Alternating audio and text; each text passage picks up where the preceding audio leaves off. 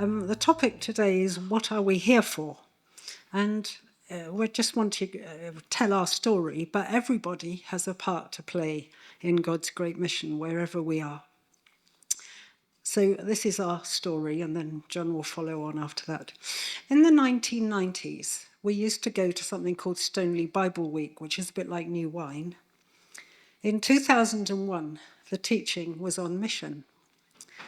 The final talk stressed that only a few people might be called to go abroad, but that we should all be getting involved in sharing God's love with people wherever we were.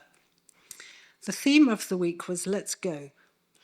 For us, it was a definite let's go call by God. We thought it would be somewhere in Africa. We felt it wouldn't be immediate due to family reasons, but that later God would call us. We felt we needed experience, and it coincided with our middle son being on a gap year in South Africa. We visited him and went to a Christian orphanage. We took teams to South Africa and Kenya in 2003 and 4.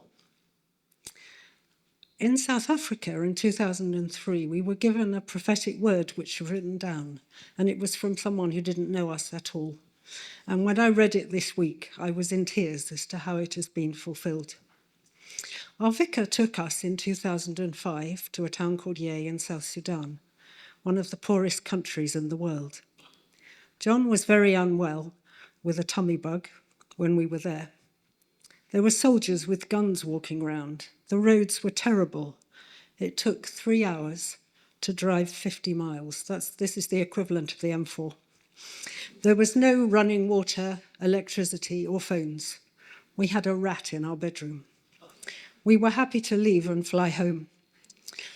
My career had been in primary care as a nurse practitioner and also as a midwife and health visitor.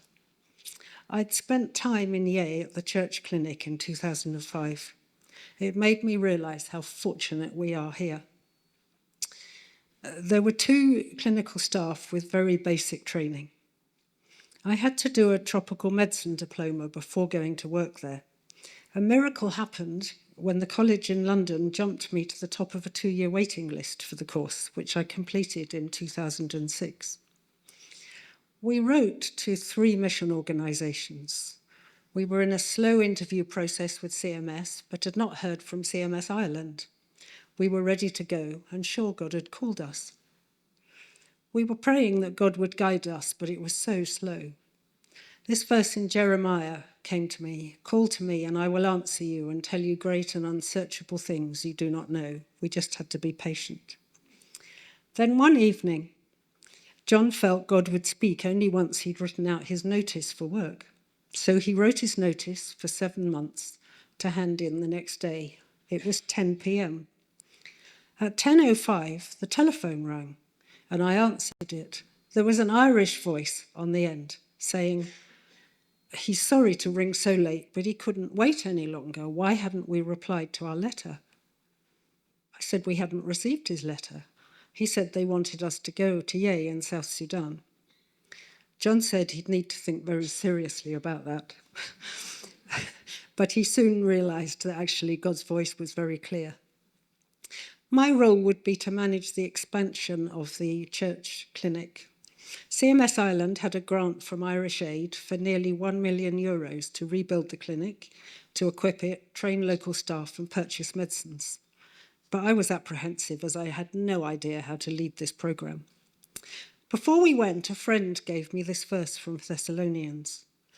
"The one God who calls you is faithful, and he will do it." And this verse meant so much to me over the years as we saw God do so many things. God's provision was incredible. The tropical medicine course was the first one. Then our vicar came to discuss finances. The church was so generous. They gave us enough money for a year and then bought us a car to use in Yei. When you're in South Sudan, you get through the police checkpoints much better if they think you're a church sort of vehicle. So we put hallelujah on the side of it.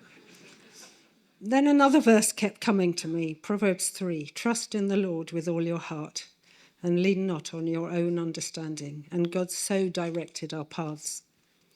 But I needed to know, how do you equip a lab? How do you build a health centre? Where do you buy reliable medicines, etc.? Amazingly, CMS Ireland had a previous missionary doctor in Uganda who had set up a large private hospital.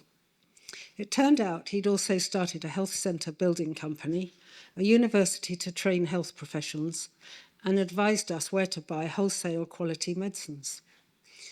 We sent several students to train at his university. This link was such an answer to prayer. It kept reminding me of the verse, "He who called you is faithful and he will do it." There were so many other amazing things provided as needed. For example, after 3 years, our vehicle gave up coping with the terrible roads, and Samaritan's Purse sold us a Land Cruiser for $1. So we painted "God is good" all the time on it. We had a house built for us. It was one of the best in Yea. And on this picture, you can see our bathroom. That was lovely. And our Aga, which was wonderful. Another miraculous thing was that in 5 years, we didn't catch any tropical diseases or even a tummy bug. South Sudan is one of the poorest countries in the world, with the worst health statistics. Bristol would have 8 doctors only total if they had the same percentage. And there are no GPs in primary care either. When I did history taking for antenatal patients, I was staggered when most mothers said they had lost at least one baby, and many said more than one. Most adults have been refugees twice in their lives. I'm often reminded of Matthew 25, the verses that we read today, that when we do something for others, we're doing it for Jesus. Let me introduce you to Margaret, who was a lay reader and the clinic cleaner. Her picture should come up, here she is. A lay reader, and she made the tea for the clinic staff. Daily at 8 a.m, she swept the floors. She sang hymns of praise as she cleaned. Then she prayed with and gave evangelistic talks to waiting patients. One night, her house burnt down, and she lost everything. I heard the news early that morning, so went to sweep the floors, assuming she wouldn't be there. I found she was there, wearing clothes lent by a neighbour, singing praises and cleaning the floor. She said to me, "God is so good to me always." I was so challenged by this. How would I react? We told some friends about it who kindly donated money so they could rebuild her house. Margaret has told me that she's praying that in heaven, God will give her a house to share with me. So, to go back to the clinic, I started working at the basic clinic initially with 2 staff and Margaret. There were big concerns about the 2 clinical staff who the bishop then dismissed. So I ended up working at the clinic for a few months with just a translator and Margaret. So I had to do all the consultations and prescribing. It was a big challenge, but I was so pleased I'd done the training and God helped me so much. Then while the new clinic was being built, we employed 3 other nurses as patient numbers were growing. Then the amazing new building was completed. This is just a picture of the opening ceremony with the Irish ambassador and the archbishop and the guy who set up the university and hospital. It had a borehole, solar panels, and a laboratory. The newly qualified healthcare assistants came to work with us. Many have now done extra training as lab technicians, midwives, and nurses. 2 are now doctors. Edward is one of them. He was brought up in an orphanage in Yea, and he's the one examining this child. He did a healthcare assistant qualification, then nursing, and now is a qualified doctor, training to be an obstetrician. Patient numbers grew rapidly. Later, God enabled us to secure other funds to set up a mobile clinic to villages which had no healthcare, to buy a solar vaccine fridge to enable children to have vaccinations, to construct an inpatient children's ward, and start an eye clinic, as there isn't one for 100 miles. The eye clinic is funded this year and last by St Michael's. Our ambition was always to train locals to develop the skills to run the clinic themselves. The eye clinic is a real example of this. The guy who leads the eye clinic is, you can see here, he's actually examining Jess Mead's eyes. Thought that might amuse some people here. And he now has been asked to train all the other nurses in the county about eye diseases, and he's even producing his own basic textbook. The whole clinic treated 20,000 patients in 2024. We have so many South Sudanese Christian friends who taught us so much about trusting God in incredibly difficult times. I learnt so much from them about trusting God in situations when I had no idea what to do. It was the best but most difficult job I've ever had. So I'll close my bit by looking at 1 Peter, a verse from 1 Peter and a verse from Romans 12, which is talking about how each of us should use our gifts, and we've all got gifts, to serve God in different ways.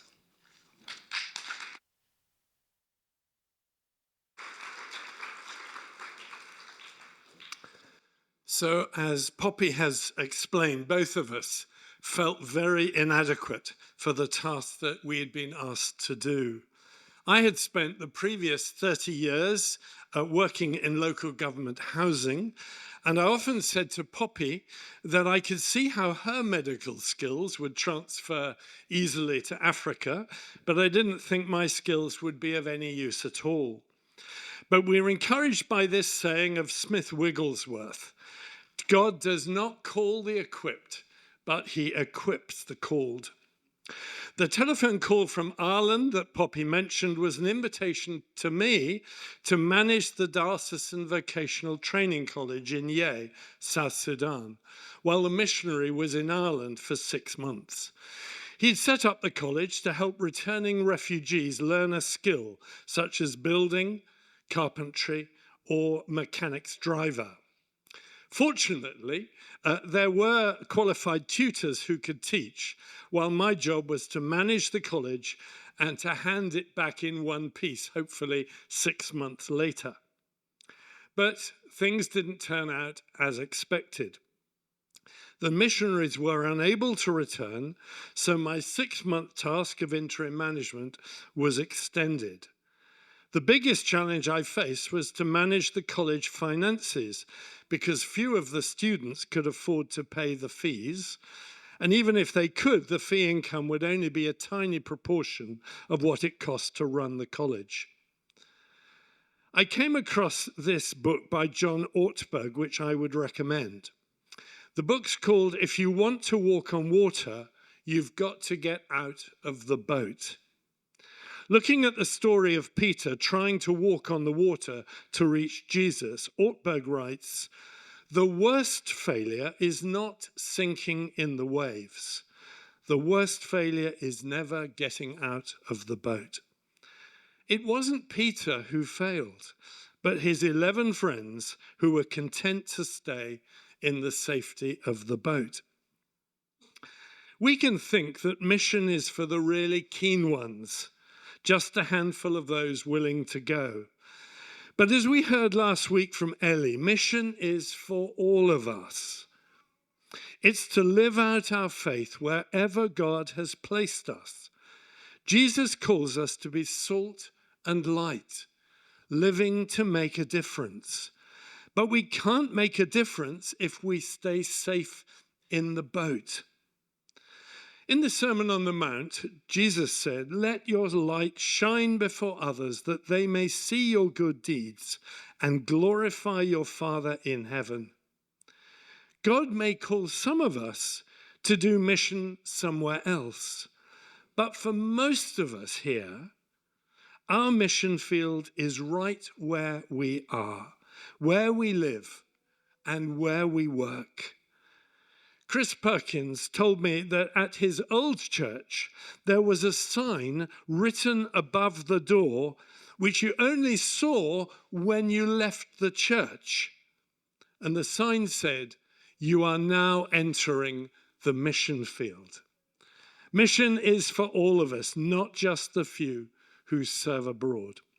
And so it was that in June 2006, Poppy and I found ourselves packing our bags and flying to South Sudan to spend the next year serving the church in a town called Yei. We reported to the bishop, who was very supportive of us both, and made sure we were safe in our new environment. It wasn't an easy place to live. The town had been evacuated during the Civil War. There were no tarmac roads, no mains electricity. Water was pumped from boreholes, and getting an internet signal was a challenge, so we had to borrow one from our neighbor. But we had a nice house with solar panels, and it was there that we lived for nearly 5 years. We knew that after just 1 year, there was actually still so much more to do.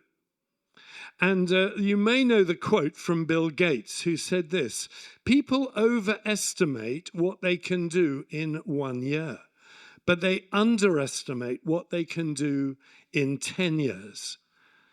In our first year, we were just getting started, but by the end of 5 years, we were amazed at what God had done, and we're still amazed at what God continues to do through the little charity we set up called the Brickworks. Now, you may find this hard to believe, but serving God in the church in South Sudan wasn't very different from serving God in the church back home.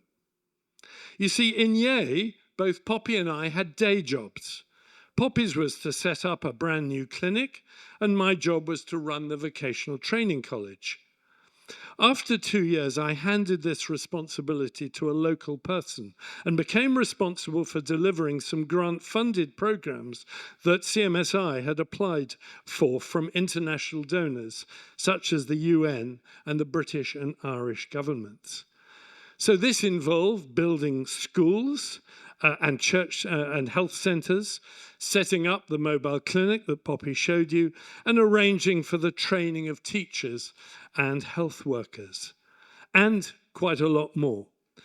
And over the 5 years we were in Yei, we managed on behalf of CMS Ireland to spend about £3 million from our spare bedroom, which we proudly called the CMS Ireland Country Office.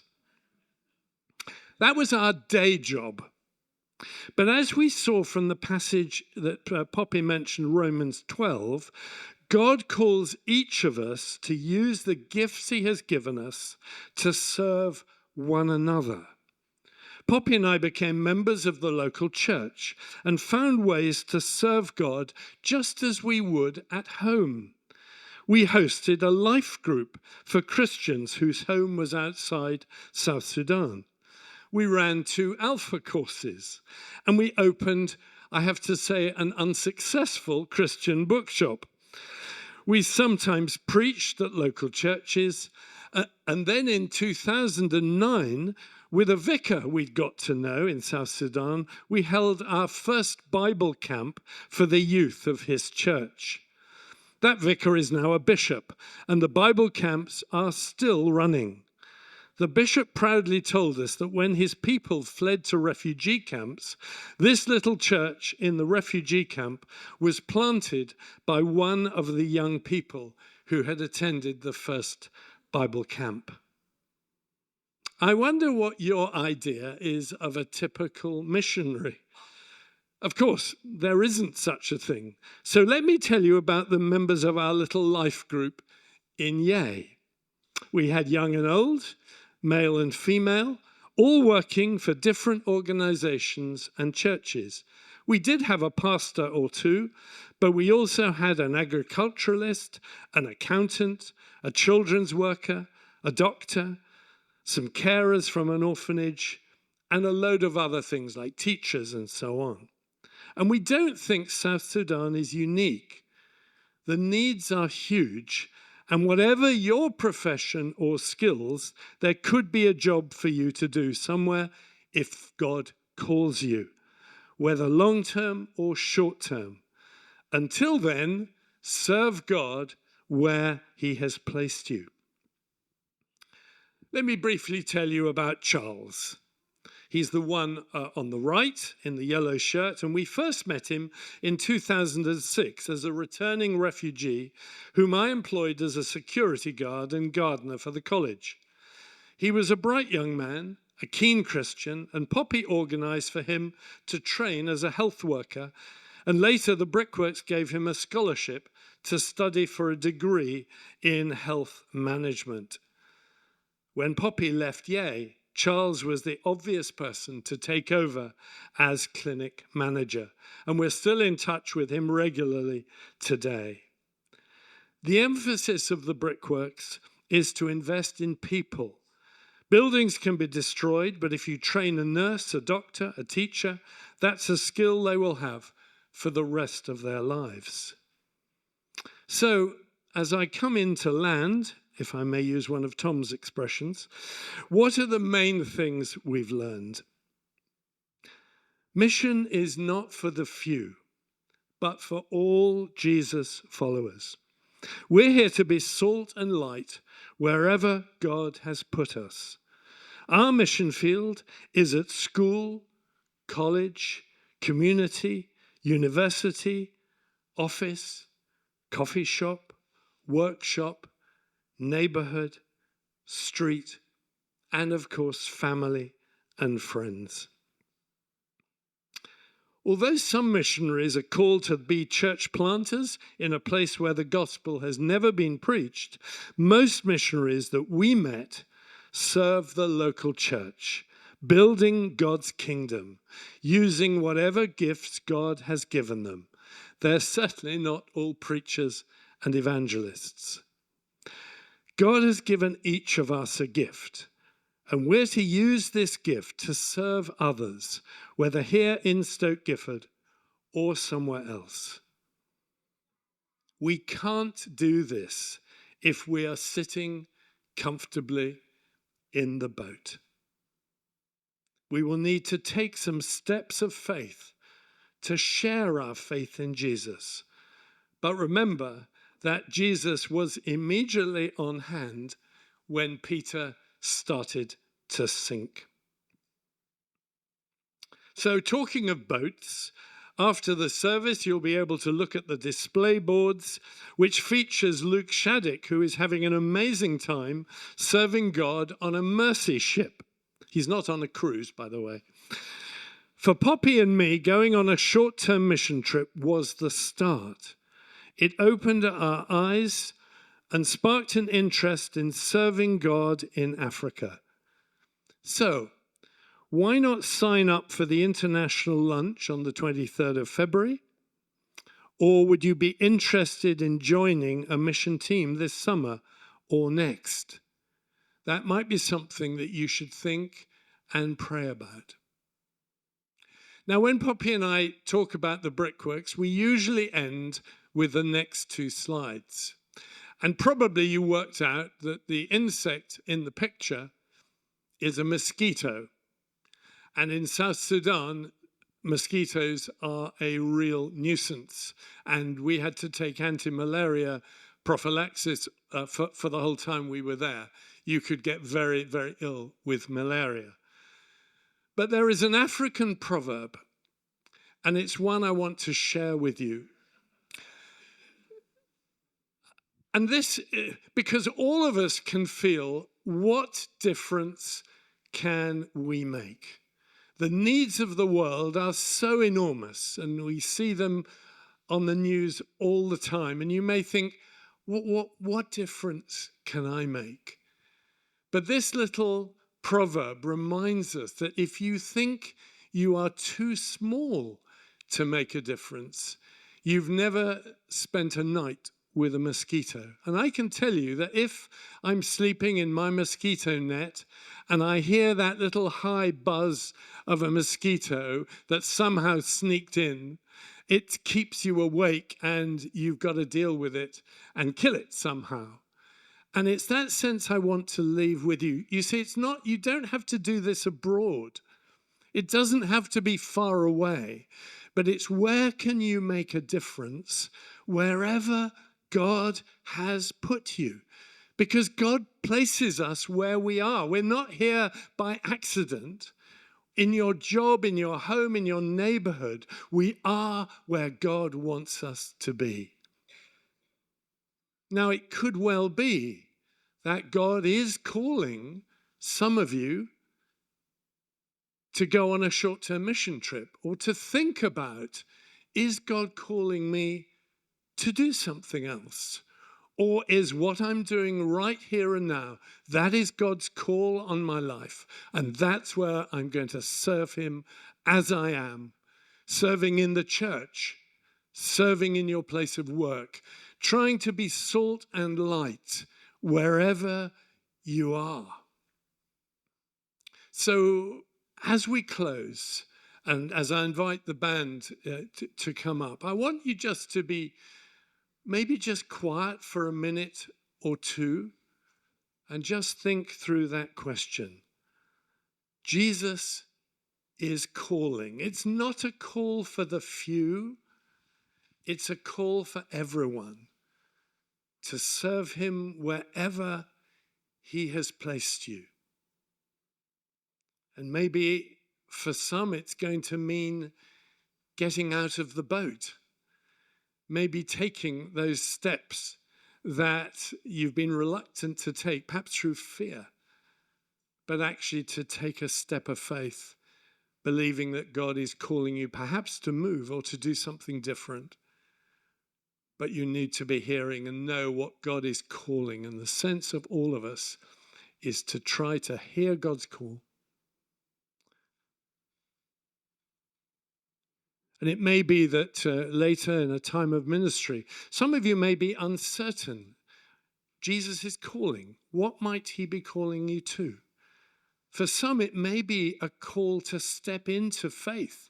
You've not taken that decision actually to be a follower of Jesus. And this could be a moment to do that. Could be you're unclear of what the future is for you. And that may be an opportunity for you to seek prayer that God will guide you as to what it is he has in store for you.